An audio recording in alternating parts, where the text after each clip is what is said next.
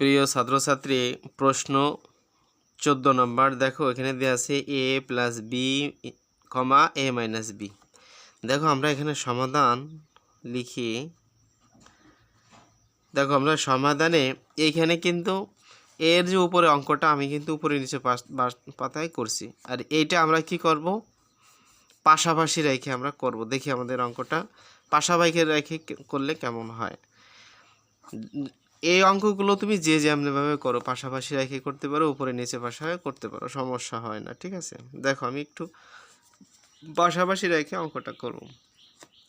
Rules এই একই। দেখো এবার এ দ্বারা আমি দুইটা পদের গুণ করব, পরে মাইনাস বি দ্বারা দুইটা পদের গুণ করে দেবো, মাঝখানে ক্রস চিহ্ন দিতে হবে।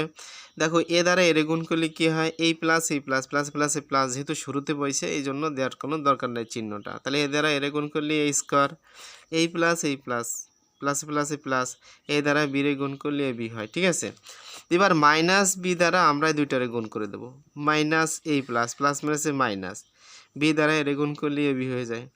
দেখো এই মাইনাস এই প্লাস প্লাস মাইনাসে মাইনাস, বি দ্বারা বিরে গুণ করলে বি স্কোয়ার হয়ে যায়। দেখো এখানে আমরা যোগ বিয়োগ করব, এখানে স্কোয়ার থাকলো, এখানে প্লাস এ আর এখানে মাইনাস প্লাস এ বি, এখানে মাইনাস এ বি, এটা কেটে যায়। তাহলে আমার থাকলো কত, মাইনাস বি স্কোয়ার। এইটা আমাদের কি কাঙ্ক্ষিত রেজাল্ট। বেস্ট অফ লাক, ভালো থাকো, মনোযোগ সহকারে লেখাপড়া করো।